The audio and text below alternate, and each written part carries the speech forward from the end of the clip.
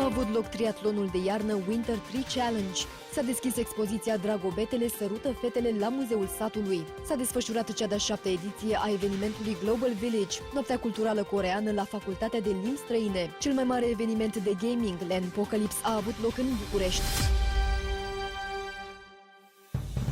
Weekendul acesta a avut loc a doua ediție a triatlonului de iarnă Winter Tri Challenge la Complexul Olimpic Sydney 2000 din Izvorani. Triatlonul a debutat cu proba de alergare și a continuat cu proba de ciclism. Ultima probă a fost cea de înot. Alergarea și bicicleta au avut loc în aer liber, iar proba de înot în bazinul olimpic acoperit. Concurenții s-au confruntat atât la probe de individual cât și la cele de ștafetă. Competiția la bicicletă a avut loc pe traseu off-road, în timp ce proba de finish, adică cea de înot, a putut fi urmărită de susținătorii participanților din tribunele bazinului. Tot în acest an, pe 7 septembrie, va avea loc și a 5-a ediție a triatlonului de la Mamaia.